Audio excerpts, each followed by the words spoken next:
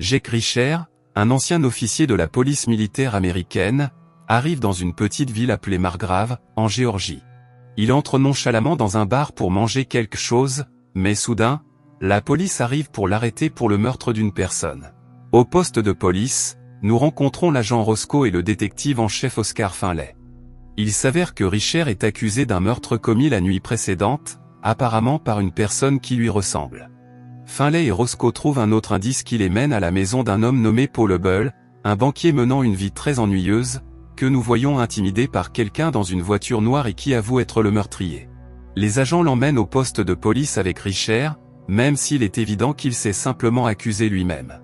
Comme l'innocence de Richer n'a pas encore été complètement établie, ils l'envoient en prison avec Paul, où ils auraient dû être isolés des autres détenus car ils n'ont pas encore été condamnés.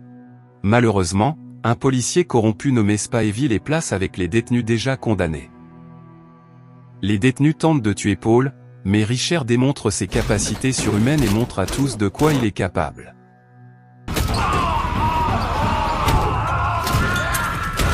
Plus tard, Paul avoue qu'une organisation criminelle l'a forcé à plaider coupable, car sinon, elle aurait tué sa famille et lui. Peu de temps après, ils sont tous deux libérés faute de preuves et Roscoe, qui semble s'être un peu attaché à Richer, l'invite à quitter la ville. Plus tard, Richer se rend chez le barbier où il rencontre un homme nommé KJ, le fils de Claney, l'homme d'affaires le plus important et le plus influent de la ville. Richer ne s'entend pas du tout avec lui depuis leur première rencontre. Richer retrouve Roscoe, mais il apprend qu'un autre cadavre vient d'être découvert. Comme il se trouve sur place, Richer se joint à eux et, lorsqu'il arrive à la morgue, le cadavre s'avère être celui du frère de Richer. Cela donne à Richer une raison suffisante pour rester en ville, à savoir trouver les responsables et leur faire payer la mort de son frère Joe. Bien sûr, il aura l'aide de Roscoe et Finlay, car eux aussi doivent résoudre l'affaire. Il retourne chez Paul, où nous rencontrons sa femme Charlie et ses filles. Peu après, ils partent, car Paul n'est pas là et ils n'ont rien trouvé qui puisse les aider. Plus tard, en arrivant à l'hôtel où ils séjournent, Richer est agressé par des types qui ont été envoyés pour le tabasser, mais vous pouvez imaginer comment cela s'est terminé. Le lendemain, deux autres cadavres apparaissent, et cette fois, il s'agit du chef de la police et de sa femme. Richer arrive sur les lieux du crime et commence immédiatement à déduire des choses que la police incompétente ne comprend pas. Il comprend que l'homme travaillait pour ceux qui l'ont tué et qu'un homme corrompu, Till, a pris sa place. À ce stade, il retourne chez Paul car il soupçonne qu'il pourrait être le prochain, et lorsqu'ils arrivent, ils découvrent que Paul a disparu depuis la nuit précédente. Ils disent alors à Charlie de préparer ses filles, car elles doivent partir de là si elles veulent rester en vie. Quelques minutes plus tard, Richer aperçoit des hommes qui espionnent la maison, alors Finlay appelle un homme du nom de Picard, un vieil ami et agent du FBI, pour les emmener et les protéger. Comme la procédure pour les placer dans un programme de protection des témoins prend du temps, ils vont s'occuper d'eux sans impliquer le FBI. Plus tard, Richer va affronter Spivey, le policier corrompu de la prison, mais Richer est pris en embuscade. Richer parvient à les battre, mais Spivey réussit à s'échapper. Plus tard, Roscoe invite Richer à sortir de la ville pour boire un verre et se changer les idées après tout ce qui s'est passé au cours des dernières 48 heures, et quelque chose commence à naître entre eux. De retour à la maison, ils trouvent un barrage routier et une route inondée, ils ne peuvent donc pas retourner en ville cette nuit-là et décident de s'arrêter dans un hôtel. Le lendemain, lorsqu'ils arrivent chez Roscoe, ils trouvent la porte forcée et une menace gravée sur la porte. Roscoe commence à prendre des mesures de sécurité et donne à Richer une arme pour qu'il puisse la protéger et se protéger. Il rapporte tout à Finlay, puis contacte une collègue du frère de Richer, une jeune femme nommée Molly, car il s'avère que Joe était directeur d'un service des renseignements et s'était assigné une mission qui l'avait conduit dans cette ville. Il s'agit d'une mission liée à un réseau de contrefaçon à grande échelle. Richer demande alors à Molly les documents de l'enquête de Joe afin de pouvoir poursuivre les investigations de son frère. Richer, qui soupçonne les entreprises des Claney, se rend chez un avocat qui travaille pour eux et le force à lui remettre certains documents qui permettent à l'équipe de comprendre que Claney est impliqué dans la contrefaçon. Finlay et Richer vont ensuite rencontrer Claney en personne, mais celui-ci n'y est au courant de quoi que ce soit. Il les menace indirectement s'ils continuent à fourrer leur nez là où ils ne devraient pas. Plus tard, Richer se rend compte qu'il est suivi et il suit l'homme jusqu'à un terrain vague où il finit par le tuer. Quand il vérifie sa voiture, il trouve le corps de Spivey dans le coffre. Il appelle alors Roscoe et Finlay pour les aider à se débarrasser des corps, car ils ne savent plus à qui faire confiance et il vaut mieux que l'enquête reste entre eux.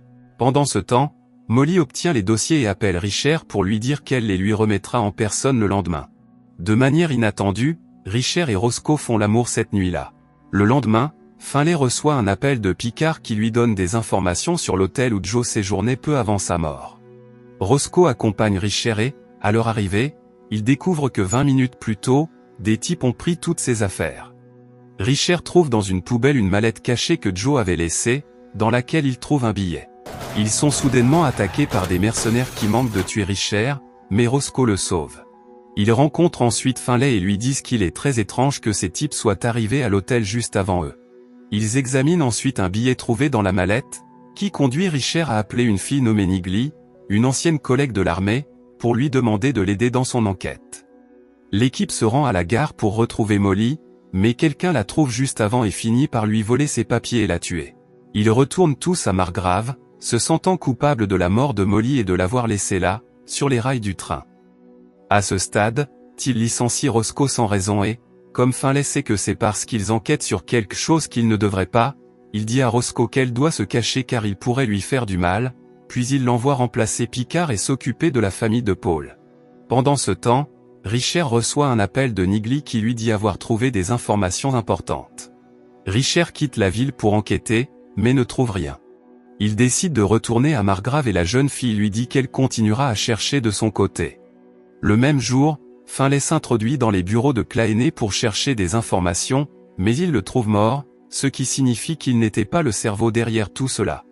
Pendant ce temps, Roscoe arrive à la maison au milieu de la forêt où se trouvent la femme et les filles de Paul, juste au moment où Picard s'en va. Quelques minutes plus tard, elles sont découvertes par les tueurs, alors Roscoe sort pour les affronter et finit par tous les tuer, et elles parviennent à s'échapper. Le lendemain, alors qu'elle attend Picard dans un bar, Roscoe a une conversation avec la femme de Paul et celle-ci avoue que son mari ne travaillait plus à la banque depuis plus d'1 an parce qu'il avait été contraint par l'organisation criminelle de travailler pour eux. À ce moment-là, Picard arrive et ils partent. Pendant ce temps, Richer contacte certaines des personnes qui connaissaient son frère et se retrouve à New York pour parler à une femme qui lui dit qu'ils ont découvert que les sociétés Claené ont envoyé beaucoup d'argent à un client au Venezuela, de l'argent fabriqué à l'aide d'une carte spéciale utilisée pour imprimer des dollars. Alors qu'il s'éloigne après avoir rencontré la femme, Richer est victime d'une nouvelle tentative d'assassinat, mais comme d'habitude, il parvient à survivre. De retour à Margrave, il raconte à Finlay ce qu'il a découvert et apprend qu'un policier a été tué avec sa femme, ce que Till utilise pour dire que Finlay n'est pas à la hauteur de la tâche et finit par le licencier. À ce moment-là, Richer comprend qu'un autre policier nommé Baker est également corrompu, alors il le trompe en lui disant qu'il ne fait pas confiance à Finlay et que cette nuit-là, il entrera dans la maison de Paul pour chercher des informations. Il s'agit bien sûr d'un piège et Richer entre dans la maison de Paul, mais ses bourreaux arrivent, alors il leur prépare des pièges. Finalement, Richer découvre comment et où l'argent est imprimé. Pendant ce temps, Finlay risque de mourir à cause des types qui ont essayé de le tuer, mais avec l'aide de Richer, il parvient à s'échapper et à le rejoindre. À ce stade, ils organisent une rencontre avec Picard pour lui dire qu'ils savent déjà où l'argent est fabriqué et, en chemin, Richer reçoit un appel de Nigli qui lui dit qu'il vient de découvrir qu'un agent du FBI corrompu travaille pour l'organisation, à savoir Picard. Il s'avère que Picard travaille avec Till, et KG est le chef de l'opération. Il avoue être l'auteur de tous les meurtres et être même capable de tuer son père. Cependant, il reste encore quelqu'un à éliminer, et ce n'est autre que Paul, qui est vivant et a réussi à s'échapper. KG dit à Richer qu'il a 24 heures pour le trouver, sinon Roscoe et les filles de Paul mourront. Richer, tel un devin, devine où se trouve Paul et est envoyé avec Picard à sa recherche, mais en chemin, il s'échappe et parvient à trouver Paul. Comme ils sont désormais en danger, ils retournent avec Richer à Margrave et la première chose qu'ils font est de libérer Finlay et de tuer Baker, car Finlay avait été arrêté et torturé par Till et Baker. Nigli arrive également et tout le monde se prépare à donner le coup de grâce. Ils se dirigent vers l'usine Claené où se trouvent Roscoe et les filles, puis ils mettent le feu à une partie de l'usine pour créer une diversion qui leur permettra d'entrer. La famille de Paul parvient à quitter l'usine et à se retrouver dans un moment très émouvant. Pendant ce temps, Finlay finit par tuer Picard, Roscoe tue Teal et Richer tue KG en le jetant dans le feu. Finalement, l'usine explose et Richer fait sa sortie triomphale juste avant de mourir brûlé comme n'importe qui d'autre l'aurait fait. Quelque temps plus tard, nous voyons Richer dire au revoir à Roscoe pour poursuivre son voyage, car, comme il le dit, il n'est pas du genre à rester au même endroit. Ils s'embrassent, puis Richer parle à Finlay, qui a décidé de retourner à Boston et de recommencer sa vie. Plus tard, dans un flashback, nous voyons Joe et Richer rencontrer leur mère à Paris, qui était très malade, et donner à Richer une médaille qui appartenait à son grand-père, lui aussi militaire, et qui symbolise le courage. Dans le présent, nous voyons Richer sur le lieu où son frère est mort et où il enterre la médaille. Richer quitte la ville à pied, le pouce levé, attendant que quelqu'un lui donne un lift. Si vous souhaitez également voir la deuxième saison de cette série fantastique, laissez un like, commentez et abonnez-vous à la chaîne pour ne pas manquer la suite. Merci d'avoir regardé.